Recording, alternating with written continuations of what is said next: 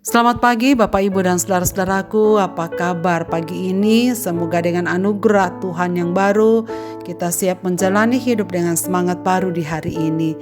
Senang sekali kita berjumpa kembali melalui Renungan Pagi edisi 8 Juli 2022. Kisah Rasul pasal 17 ayat 16 sampai 18. Sementara Paulus menantikan mereka di Athena, sangat sedih hatinya karena ia melihat bahwa kota itu penuh dengan patung-patung berhala.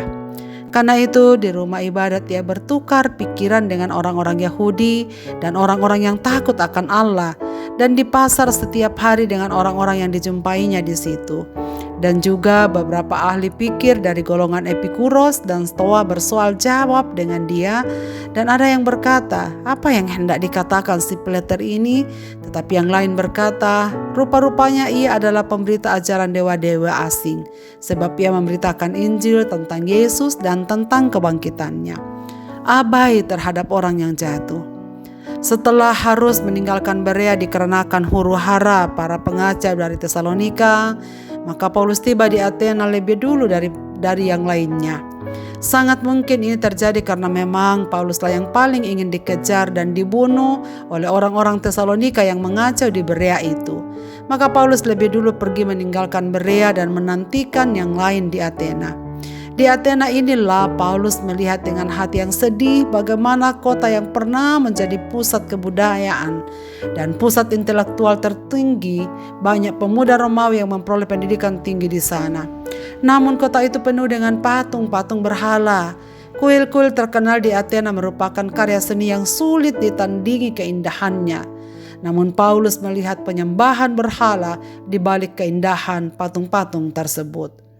Tuhan yang menciptakan manusia dan memampukan manusia untuk mengembangkan peradaban dengan demikian hebat, tetapi Tuhan terus diabaikan.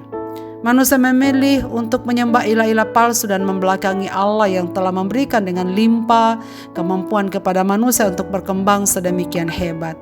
Inilah yang menyebabkan hati Paulus demikian sedih. Apakah yang dilakukan Paulus terhadap penduduk kota Athena yang demikian? Apakah ia menyingkir dan menganggap kota ini adalah haram? Tidak. Dia telah mengetahui bangsa-bangsa lain itu adalah bangsa kafir. Mereka hidup dengan cara yang najis dan menjijikkan. Mereka menjalani hidup dengan senantiasa membangkitkan murka Allah. Tetapi Paulus tidak membunuh dan menyingkirkan mereka. Saulus juga melakukan hal yang sama sebelum bertobat. Tetapi Paulus setelah menjadi Rasul Kristus tidak lagi melakukan itu. Dia melihat orang Athena dan hatinya menjadi sedih. Kesedihan yang muncul dari kasih yang sejati dan kepekaan rohani yang benar. Kasih yang sejati mendorongnya untuk mengasihi orang-orang Athena. Dan kepekaan rohani yang benar membuat dia mengetahui betapa rusak dan berdosanya orang-orang Athena itu telah hidup jauh dari hadapan Tuhan. Saudara-saudaraku, bagaimana sikap hati kita ketika melihat orang-orang yang sedang bergelimang dengan dosa?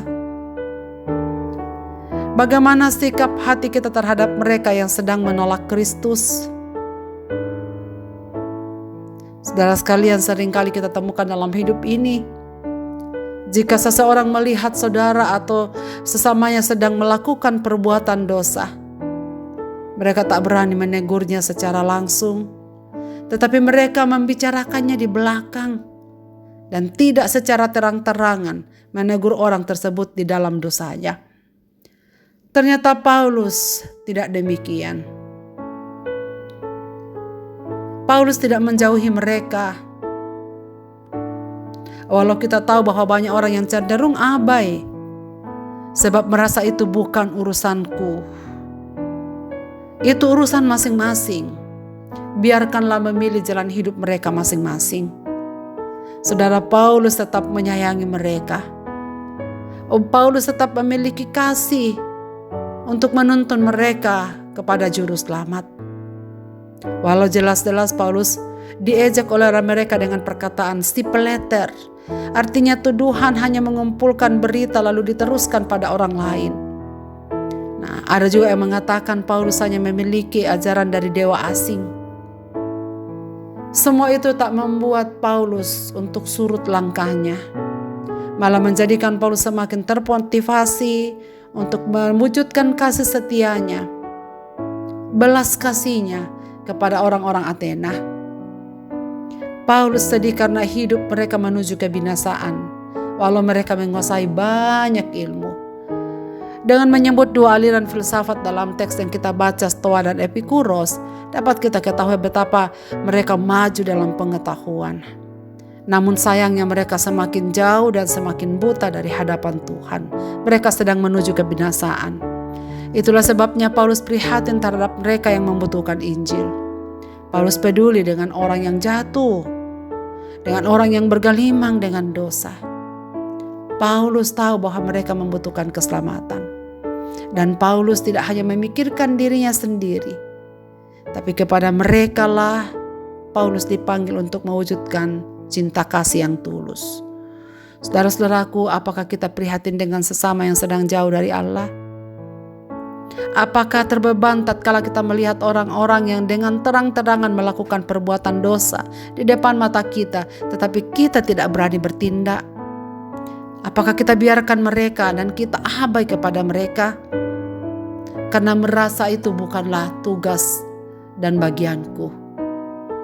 Saudara-saudaraku, hari ini kita diingatkan supaya kita memiliki kepekaan untuk menuntun setiap orang yang sedang menuju kebinasaan, yang sedang hidup di dalam dosa, untuk datang kepada Allah. Saudara, apakah kita tergerak untuk menuntun mereka kembali kepada Allah?